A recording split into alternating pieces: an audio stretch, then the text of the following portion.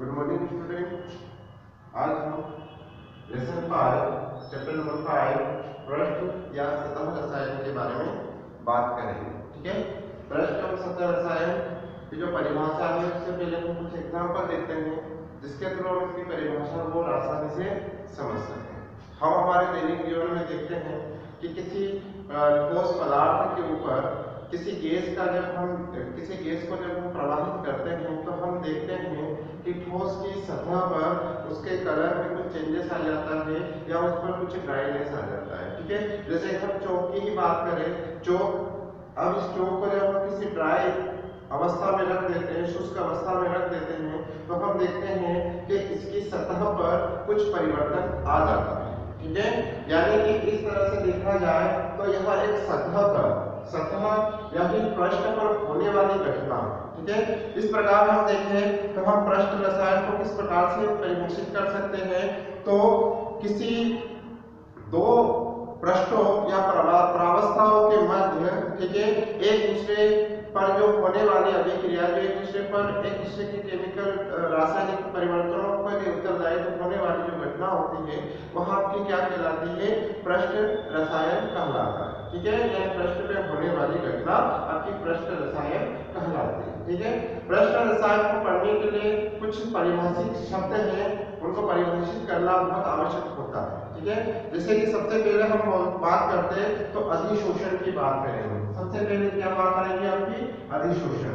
ठीक है, तो अधिशोषण क्या होता है? अधिशोषण, ठीक है, तो अधिशोषण को किस प्रकार से हम परिभाषित कर सकते हैं?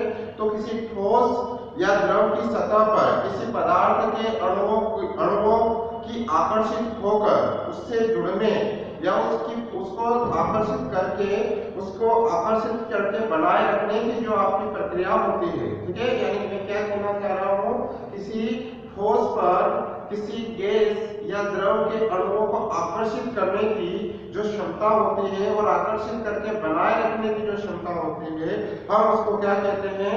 अधिशोषण कहते हैं। ठीक है, ये अधिशोषण जो होती है जिसके फलस्वरूप क्या होता है, जो आपका ठोस होता है उस ठोस की सतह पर क्या होता है, अणुओं का सांद्रण क्या होता है? अधिक हो जाता है। ठीक है, तो अणुओं का सांद्रण अधिक हो जाता है और वो आप पर क्या होता है? आकर्षित हो जाता है। जैसे चौक है, चौक को हम जब किसी शुष्क अवस्था में रखते हैं, किसी जैसे कि अभी जो एटमॉस्फेयर हो रहा है, जैसे कि पानी वाला एटमॉस्फेयर हो रहा है, तो उसमें क्या होता है, इसकी सतह पर पानी के मॉलिक्यूल क्या हो जाते हैं? आकर्षित हो जाते हैं और इससे बंध जाते हैं। ठीक है, कि ये जो घटना होती है आपकी, ये घटना आपकी अधिशोषण कहलाती है। ठीक है, और अधिशोषण के बाद में अब इसमें बात आती है कि दो शब्द आपके इसमें आते हैं, एक अधिशोष्य आता है और एक अधिशोषक आता है। ठीक है, तो अधिशोष्य वह है जो इस पे आकर, इस पदार्थ पर आकर क्या होता है? अधिशोषित होता है, यानी उसके साथ बनता है।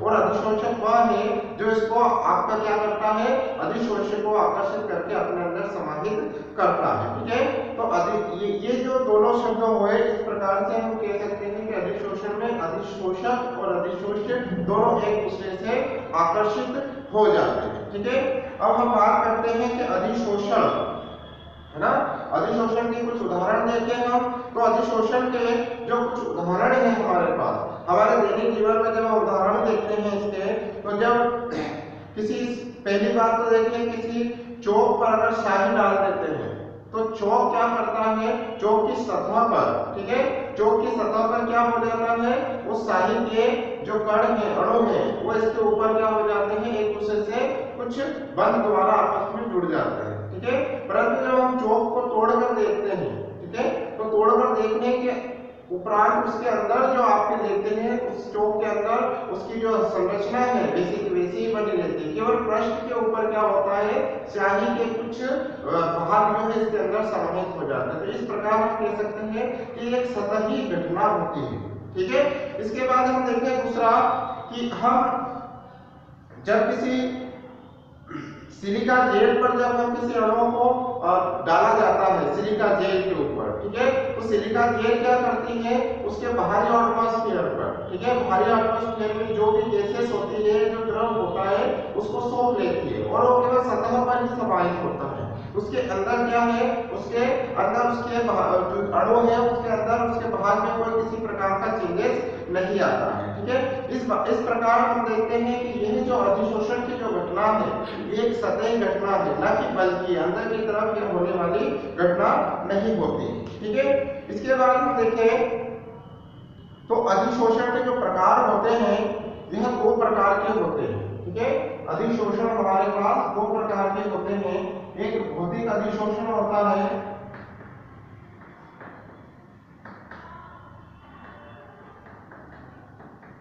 ठीक है, और दूसरा आपका क्या होता है, रासायनिक अधिशोषण होता है,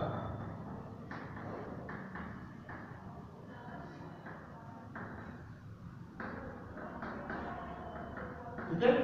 दोनों में हम अंतर के द्वारा इन दोनों को आसानी से हम समझेंगे कि इन दोनों में क्या अंतर होता है, ठीक है। तो भौतिक अधिशोषण जो है एक विशिष्ट प्रकृति प्रदर्शित करता है, ठीक है।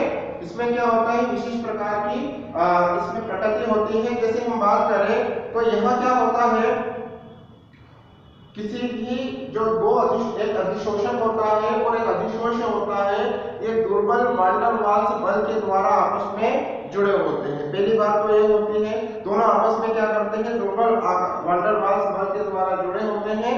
और साथ ही साथ यहाँ पे देखें तो यह जो होती है, इसके कारण जो इसको हम क्या बोलते हैं, वान डेर वाल्स अधिशोषण बल भी कह सकते हैं, ठीक है। तो ये जो होते हैं, यह आसानी से द्रवित होने वाली जो गैसेस होती है, ठीक है, आसानी से जो द्रवित होने वाली गैसेस होती है, उनमें भौतिक अधिशोषण जो है आसानी से हो जाता है। जबकि इस पर जो है रासायनिक अधिशोषण जो होता है, इसके अंदर प्रबल बंध कार्य करते हैं, ठीक है। दुर्बल बंध नहीं कार्य करते हैं, प्रबल बंध काम करते हैं। इसकी वजह से इनके अंदर जो आकर्षण होता है वो बहुत अधिक होता है, ठीक है। साथ में यह विशिष्ट होते हैं, ठीक है, यह अत्यंत विशिष्ट प्रकृति के हमारे पास होते हैं। साथ ही हम देखें तो ये गैसों की प्रकृति पर निर्भर भी गैसों की प्रकृति पर निर्भर करते हैं। जैसे कि अधिक अधिशोषण के साथ निर्माण वाली जो सामर्थ्य युक्त आसानी से रासायनिक क्या है, अधिशोषण कर देती है, ठीक है। इसके बाद देखें तो निम्न ताप पर क्या हो, निम्न ताप पर ये अधिशोषित हो जाते हैं, निम्न ताप पर ही क्या हो जाते हैं, आपके भौतिक अधिशोषण हो जाते हैं। जबकि इन पर जो ताप है, अधिशोषण पर ताप क्या हो सकता है, थोड़ा अधिक हो सकता है। इसके बाद हम देखें तो सक्रिय ऊर्जा इसकी अधिक नहीं होती है, जबकि इसकी सक्रिय ऊर्जा बहुत अधिक होती है, ठीक है। इसके साथ देखें तो इसका ताप वृद्धि पर इसका मान कम हो जाता है, भौतिक अधिशोषण का मान क्या हो जाता है, कम हो जाता है। जबकि इसमें ताप वृद्धि पर इसके जो मान में किसी प्रकार का कोई परिवर्तन नहीं होता है, ठीक है। यानी कि परिवर्तन से मतलब ये कि अगर ताप बढ़ाओगे तो ताप बढ़ाने पर ये क्या पहले तो क्या होगा, बढ़ेगा और फिर धीरे धीरे घटने लग जाएगा, ठीक है। इसके बाद इसमें और कुछ देखें तो यह बहुआण्विक परतों का हो सकता है, जबकि यह बहुआण्विक परतों का हो सकता है, जबकि यह केवल एक आणविक परत का ही होता है, ठीक है। तो ये जो है आपके भौतिक और रासायनिक अधिशोषण होते हैं, ठीक है। अब भौतिक और रासायनिक अधिशोषण जो होते हैं, इनके उपयोग क्या है, ठीक है, भौतिक और रासायनिक अधिशोषण के उपयोग।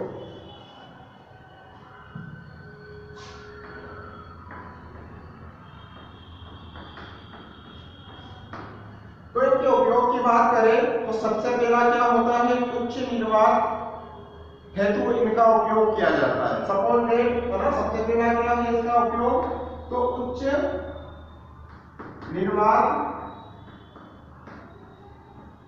उत्पन्न करने के लिए, ठीक है, उच्च निर्वात उत्पन्न करने के लिए ये कैसे काम करता है। सपोज दैट कोई सा कमरा है, उसके अंदर बहुत अधिक डिफरेंट टाइप्स की गैसेस है ना, कुछ खतरनाक गैसेस है, कुछ विषैली गैसेस है। तो इसे इस प्रकार जब ये गैसेस होती है तो इन गैसों को क्या कर दिया जाता है, एक ऐसा पदार्थ रख दिया जाता है या अधिक शोषक रख दिया जाता है जो इन गैसों को क्या कर देता है, अवशोषित कर लेता है। हो जाता है, हमारे उस कमरे के अंदर जो है निर्वात उत्पन्न हो जाता है। तो गैस का जो कंसंट्रेशन है पूरी तरह क्या होता है, अवशोषित हो जाता है, और अवशोषित होने के कारण क्या होता है, कमरे में क्या हो जाता है, निर्वात उत्पन्न हो जाता है। या कुछ भी नहीं रहता, कोई गैस वैस कुछ भी नहीं रहती है, तो वहां पर क्या हो जाता है, निर्वात हो जाता है। ठीक है, गैस मार्क्स में भी क्या किया जाता है, दूसरा आपका क्या है, गैस मार्क्स में, तो गैस मार्क्स में भी क्या किया जाता है, ठीक है, गैस मार्क्स जब हम पहनते हैं, ठीक है, तो गैस मार्क्स में जब हम कोई मार्क्स पहनते हैं तो उस मार्क्स में क्या होता है, कुछ अधिशोषक होते हैं। ठीक है, तो अधिशोषक जो होते हैं वह विषैली गैसों को क्या कर देते हैं, अधिशोषित कर देते हैं, और जो शुद्ध आपकी रहती है ऑक्सीजन उसी को हम क्या करते हैं, अंदर प्रवाहित होने देते हैं। इससे हम क्या करते हैं, जहरीली गैसों से बच जाते हैं। ठीक है, उसके बाद विरंजक के रूप में, ठीक है, तो विरंजक के रूप में किस प्रकार से कार्य करता है, तो किसी पदार्थ का कोई सा एक विशेष प्रकार का हमको क्या करना पड़ता है, रंग को अधिशोषित करने के लिए भी क्या किया जाता है, हमारे ये अधिशोषकों का उपयोग किया जाता है, जो केवल उसी प्रकार का क्या करता है, उसी प्रकार के कलर को अधिशोषित करता है। ठीक है, अगला जो है आपका इसमें उत्प्रेरण के लिए, ठीक है, तो उत्प्रेरण के लिए भी क्या होता है, अधिशोषक का उपयोग किया जाता है। उत्प्रेरण केवल उन्हीं पदार्थों का क्या करता है, वेग को बढ़ा देता है या घटा देता है जिसकी हमको आवश्यकता होती है। ठीक है, तो एक उत्प्रेरण के रूप में भी क्या करता है, हमारे लिए है काम करता है। ठीक है, साफ सफाई के लिए, साफ सफाई करने में भी क्या होता है, अधिशोषण का उपयोग होता है। जैसे कि हम कपड़े धोने का काम है, ठीक है, या पानी के अंदर जो उपस्थित जो गंदगी है उसको दूर करने के लिए, जैसे कि हम साफ पानी का उपयोग करने के लिए हम उसमें कुछ फिटकरी का उपयोग कर लेते हैं, तो जो फिटकरी होती है वो क्या करती है, अधिशोषण का काम करती है, यानी कि जल के अंदर जितनी भी गंदगी होती है उस गंदगी को क्या कर लेता है, वह